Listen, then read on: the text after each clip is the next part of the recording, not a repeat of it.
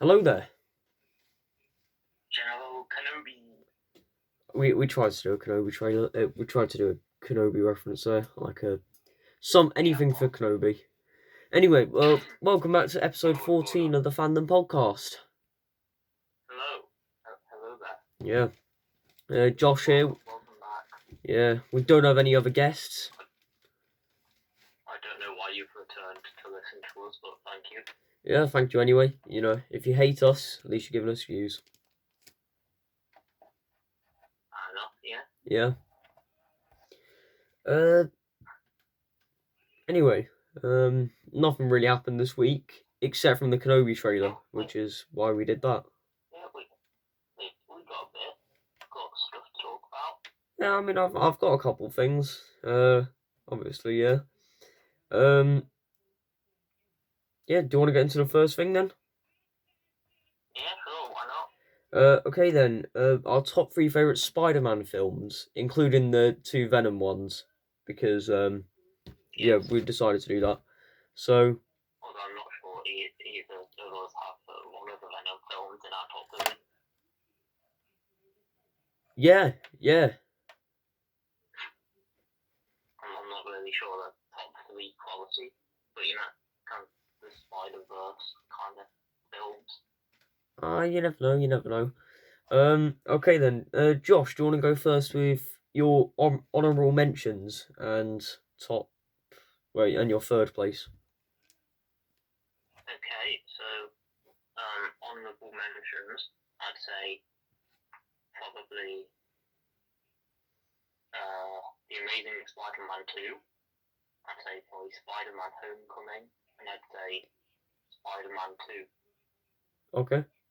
But then, in third place, I've gone for The Amazing Spider-Man, because, well, my favourite Spider-Man has to be probably Andrew Garfield's. He just brought a fresh twist to the character that I quite liked. It had a slightly different tone to what we've seen before. And yeah, I mean, it was good. It was nice to see a different take on the same films, on the same almost origin story. And like I said, Andrew Garfield kind of brought something to the character kind of different and kind of fresh. So yeah, also the suit's quite nice in that film. Okay. My honourable mentions probably go to The Amazing Spider-Man 2 and Spider-Man Far From Home. Okay then. So, just a quick note to anybody here. I haven't watched Spider-Man 2 or and Across the Spider-Verse. Well, no, Into the Spider-Verse, whatever. Into the Spider-Verse. I don't care. They're both the Spider-Verse, okay? So. Yeah, but one's out, one's not. Anyway, my number 3 goes to Venom.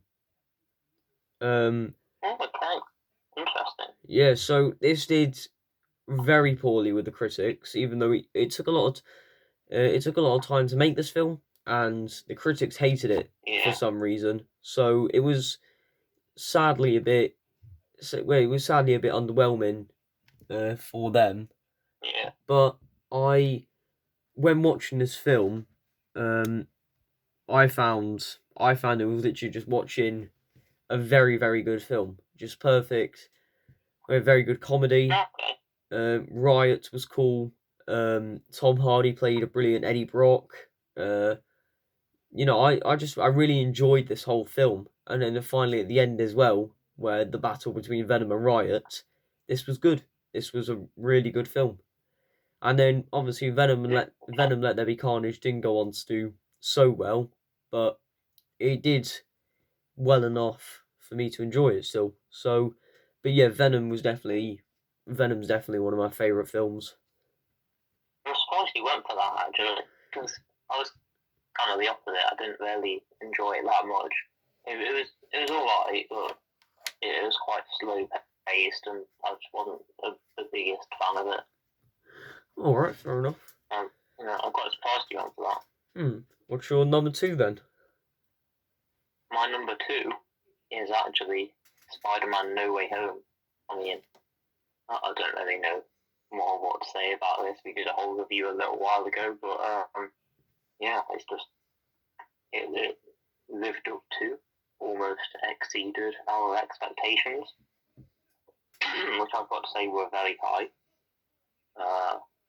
It did a great job at culminating like 20 years worth of cinema, and just even the storyline without all the like cameos and appearances and everything was still, it was such a good storyline, and it was very, it managed to be emotional yet still like incredible and like a massive scaled story. And it also managed to, it had the feeling of like one of the classic Spider-Man films. It had a feel of that, and yet it kind of had a new freshness to it, and kind of the scale of it was very different. So yeah, it was a very good film. That's my number 2. My number 2 goes to Spider-Man. Just the very first Spider-Man, where I think it's called The Spider-Man or whatever. I don't know, but Spider-Man, yeah. Yeah, I thought I don't know, this film I really enjoyed just because of the fact of obviously the iconic quote of "You can't do this to me. I started this company," and then you know how much a sacrifice by Willem Dafoe, Green Goblin. It has many iconic quotes. I just like, love this. You know, I'm something of a scientist. Yeah, I'm something of a scientist myself, you know. But yeah, it's I even referenced to that in our Instagram post the other day. Yeah, make sure you go. Should definitely check out. Make sure you definitely you go follow our Instagram because we post regularly. Like you can see my IG11 figure that I picked up over the weekend, and Ree's, and a couple of presents that Josh got me for my birthday. And you can. Because it's keep going. Yeah, it's because it's my birthday tomorrow. Yeah. Yeah. Happy birthday for tomorrow, Alan. Yeah, thank you. Big round of applause for that. Yeah, you can also check out a couple of very cool Alan memes. Yeah. Which I am very proud of. Yeah, go on with Spider-Man. Yeah. Anyway, so with Spider-Man, I really enjoyed Willem Dafoe as a whole in this film. Just the fact of him playing, like, yeah, it was him as Green Goblin. I just really enjoyed his acting, and then obviously Tobey Maguire. I mean, you know, he's not my favourite Spider-Man out of the three, but just because I disliked his Peter Parker, just because he seemed like he never talked, and then I think Mary Jane Watson is like whoever plays her as well is a bit of an idiot, and yeah, I just didn't really. I thought she's the worst Mary Jane out of all of them. Okay, fair enough.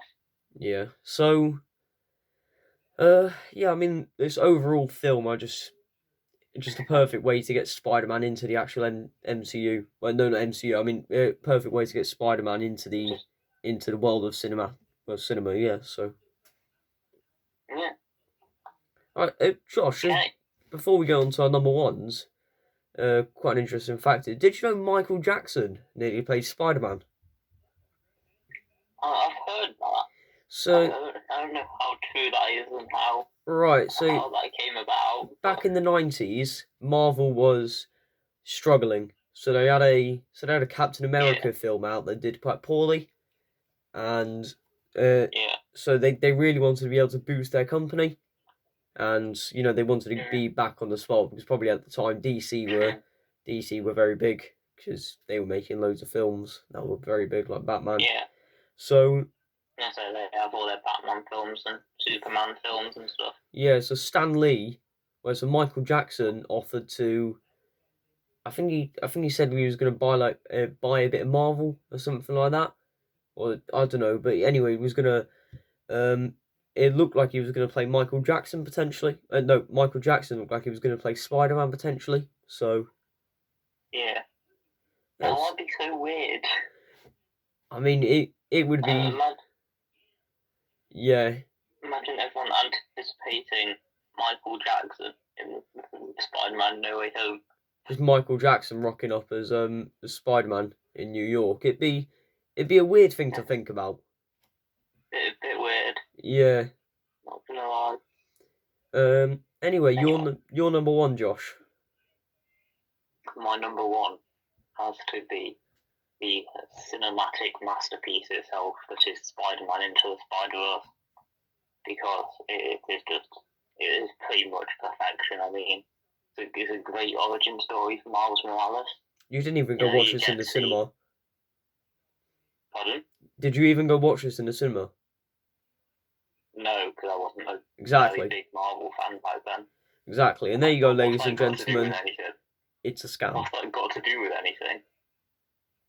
I wasn't even a very big Marvel fan back then when it came out. Alright, okay. Well, okay, get on with it then. Anyway. So yeah, it's just... It is pretty much a perfect film. It's a great origin story for Miles Morales, like I said. And it's nice to see a new Spider-Man. A new take on it. It's interesting to see this whole different world. You've got like this massive monster that is the Green Goblin, and you've got Kingpin, who is just massive. And that's one of the things that's great about this film. It being animated and having the visual look of a comic not only makes it visually beautiful, but it also means that they can pretty much do what they want with the characters. So yeah, it's just a great story, beautifully animated, and altogether it's just, like I said, incredible, really. Okay, well, my number one goes to Spider-Man No Way Home. So, obviously, this is the latest Spider-Man film in the franchise, and yeah, I mean, like you said earlier on, Josh, it's the perfect film that brought together the last 20 years of what is the main Marvel character. I think the most popular one. So yeah, the most well known. Yeah, I mean, when you think of Marvel, you normally think of Spider-Man. So yeah, it was perfect to have all three of these characters in, and then again, Willem Dafoe was also I thought he was very good in this film again. And his role in this film was actually incredible. Yeah, and even without Andrew Garfield and Tobey Maguire, even without them, this film was still very, very good. Yeah. Even with just the villains and even MJ and Ned, Ned was good in this film, But then again, Ned's good. Ned's good in every film. The storyline that went down for Ned was a bit random, if I'm honest. But it didn't bring the film down. It's just a bit weird. Yeah. Why is he magic now? Why can he open portals straight away? Well, it took Doctor Strange loads of learning and training. I mean, obviously I've heard the theory that he's like a relative of Wong, which would be a bit ridiculous, but yeah, A bit of a weird. Yeah. Anyway. Yeah. So anyway, that's our top 3 favorite Spider-Man films. Next up, we'll go on to Turning Red, the new Pixar film. We'll save the best till last. Okay.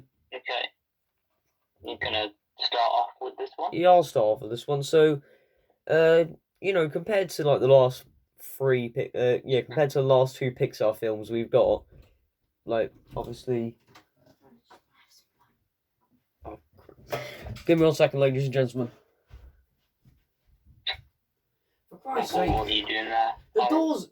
He always opens the. He always opens the door. Who's opening your door, Alan? Roy opened it. It's my brother. For anyone who doesn't know. Yeah. So. He is a celebrity, so it's a bit annoying, but it is what it is. He's more famous than you, Alan.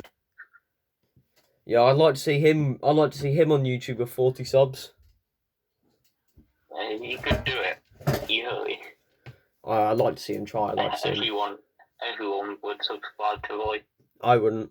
I'd make 50 accounts just to subscribe to him. Yeah, I bet you would. Anyway, I would as well.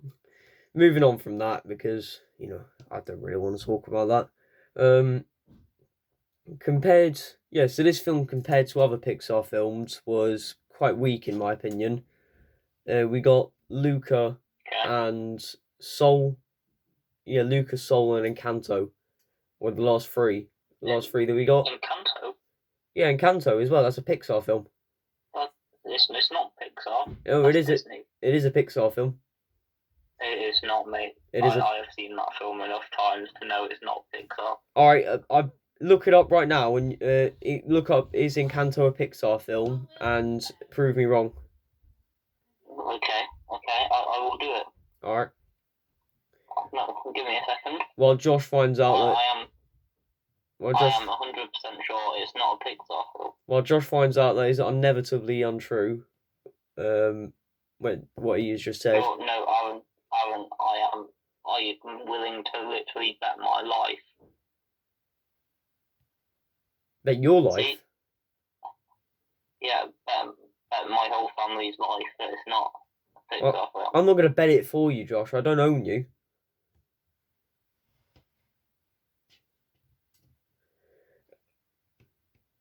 Anyway, yeah, so... I mean, I'm not getting a straight answer, but it says, despite being a Disney animation film, it seems...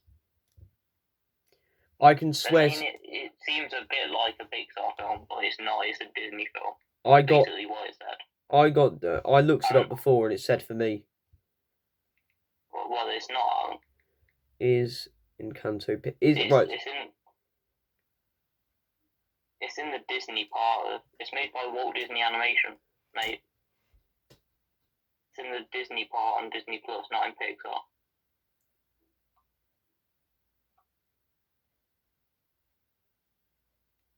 Right, so the third Pixar film in a row is about to be dumped on Disney Plus. Yeah, the one about turning red. Alright. I don't know. I'm probably wrong, but... Okay. You never know, they probably just chipped in at some point and helps.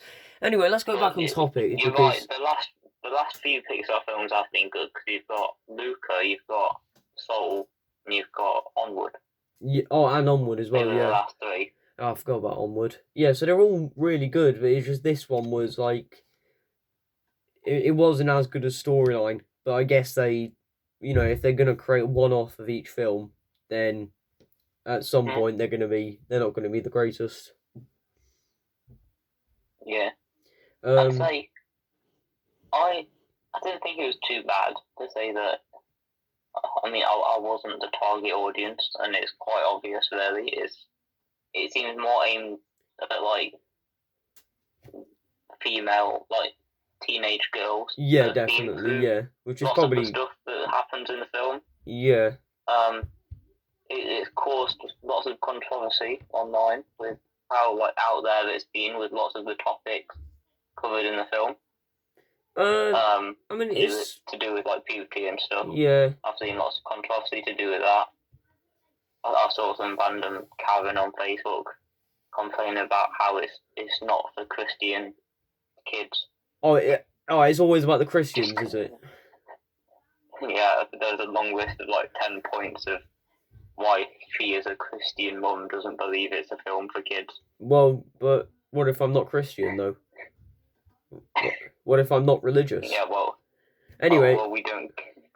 She didn't care, anyway. So yeah, but I'd say... To say I wasn't that target audience, I still quite enjoyed it. Yeah, I mean, it was still... Like you say, it's not the best Pixar film, but it's certainly not...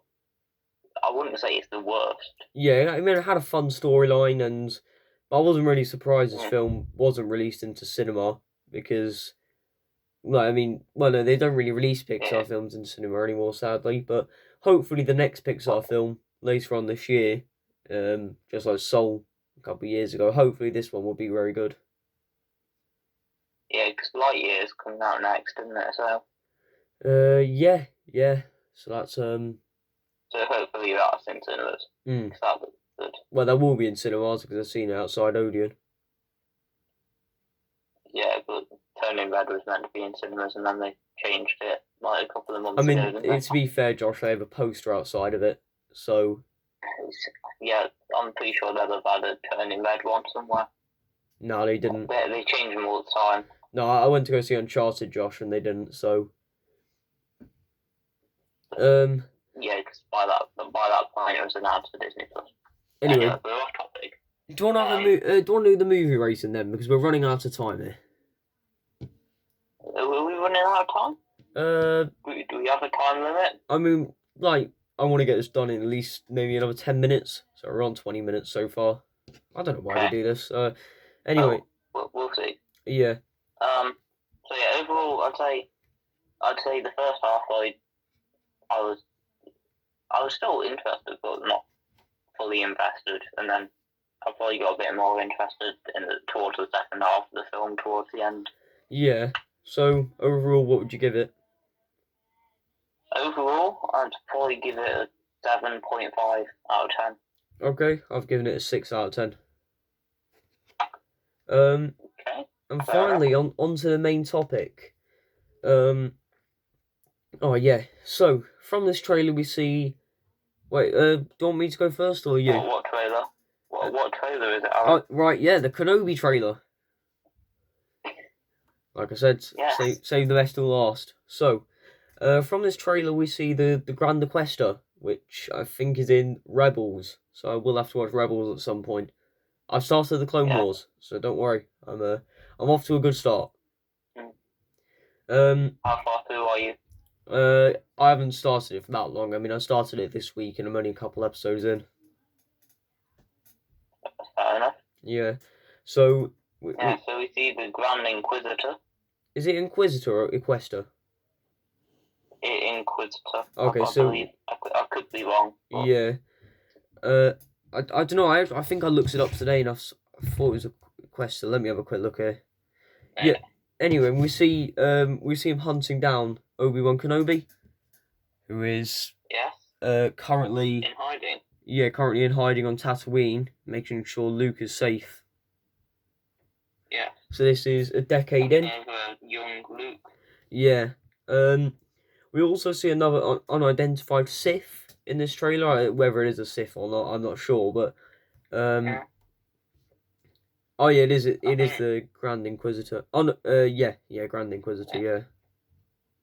I think there's someone else on Rebels as well. Like I said, I've not watched Rebels. I mean, like, I think it's that Sith that I was talking about, because I don't know who the Sith is, but yeah, hopefully it might be another person from Rebels. Yeah, if anybody has watched Rebels, please tell me, because I don't know who it is. Yeah. Yeah, so this looks really good. Hopefully will be better than Boba Fett, just because I think this film's set in between Revenge of the Sith and A New Hope. Yeah. It's about time we finally got something in between that time period, because all we got was we only ever had two projects in between that time. Yeah, it's nice to go back to that time period, because we've not had anything. I mean, nothing live action anyway around that kind of period of time for a little while. Yeah, we scraped the surface on that, on live action. So we've had, we've only seen two projects of that, which being a solo story, which was at the start of it. Yeah. But that didn't really explain much. That was just the Sith fighting. Well, the Empire fighting the whole time. And then we had your favourite Star Wars film. My absolute favourite Star Wars film, Rogue One, which was absolutely crap. No, it's a good film. No, I mean, it's set near the end of the time period as well, though. That's the thing. So it's not really that great. It's more of a leading up to A New Hope, isn't it? Rather than like in the time period. So, yeah, I mean, by the look of this trailer, we see, I think there's going to be about 6 episodes long, hopefully. Maybe 7. Yeah, about that mark. usually in that 6 to 8-ish. Yeah. Probably. I'm hoping my favourite Star Wars character is going to come back. Qui-Gon Jinn. Who? Like, the second favourite Star Wars character. Yeah. Qui-Gon Jinn's going to come back. Possibly. Yeah. Even though we do know that he was like meant to be teaching Obi-Wan how to do a Force ghost. Yeah, Yoda. So, potentially we see Yoda in this trailer. Oh wait, potentially. Potentially we might see him in Kenobi. We could see loads of people. Josh, in all fairness, if we manage to get Ahsoka in Book of Boba Fett, then I think it's only fair that we get Yoda in Kenobi. Yeah. We can get a whole range of people, to be fair. We'll have to wait and see. So overall, yeah, it looks good. Yeah. And they made me interested by using music, which the Star Wars music is composed by John Williams. John Williams is back, and he's better than ever. He's look. They used Jewel of the Fates, and that is just music at its finest. Yeah, he's back. Anyway, so what's your predicted rating of Kenobi then? Predicted rating, I'll say a 9 out of 10. 9 out of 10 as well. Cool. Yeah. Next up, so I've got a bit more now. I've now renamed, instead of leaks and theories, we've got leaks, information, and theories, because we do have information as well. And you know what we can call it for short? What? Lit. I like it. That's exactly what I was thinking. Yeah, lit. It's lit time, everybody. Alright, once we start using it, like maybe episode 20, I'll start calling it lit. So yeah. Oh, who's ready for lit? Yeah. Let's get into it. I mean, to be honest, this information that we have isn't really that lit. Black Adam moved to November, and The Flash and Aquaman have also been moved to 2023. So it's not great. Yes. It's not great. No, The Flash have been moved to. I think The Flash has been moved to June 2023, and Aquaman's been moved to February. So it's not great. But that does mean Shazam's been moved forward. Yeah, Shazam. I was going to mention that as well. Shazam has been moved to December, so I'll watch Shazam on Netflix, and I can watch that there. Have you seen the first one? No, I haven't yet, so I will watch it. Okay. Yeah, make sure to watch that. It's decent, to be fair. Anyway, so that's the end of this week's podcast. Thank you very much. That was lit. Yeah, wait, Josh, before we go, have you got anything to say, like, in lit? I mean, all I can think about really is we got a bit more of a look at Moon Knight as well, didn't we? Yeah, I mean, nothing really much, just a bit more action, so I didn't really want to really go over it, just because we've talked about Moon Knight quite a lot now. It looks quite cool, though. Yeah, there's nothing I can really say about Moon Knight anymore. It's just, it looks really cool. I'm quite excited for it. Yeah. Yeah, so hopefully in a few weeks' time as well, I ordered Bandbox, which is just a mystery box with stuff inside. So yeah, we can. I'll make sure to do a video on that, whether that's at the start of April or whenever. I don't know, but yeah. Yeah. And talk about the giveaway. Okay then, I'll talk about the giveaway after this. So next week, next week we're going to be talking about the Adam Project and Peacemaker series. So that should be good. The Adam Project you can find on Netflix, and the Peacemaker. Do some dodgy stuff. Yeah, do some dodgy stuff. Yeah. That my VPN doesn't like at all and gets a bit unhappy with me about. So I'll put a picture up in a second. But the giveaway is, it's a K2SO Lego figure from Rogue One. Yes. But we know you're all very excited excited. It's really exciting. It's a big moment. But yeah, I'm gonna be getting that at some point, so I'll buy it at some point whenever. And yeah, make sure you check out the Instagram to know how to be involved. So yeah, thank you very much for watching, and we'll see you next week. Thanks for watching. Yeah. Goodbye. Goodbye there.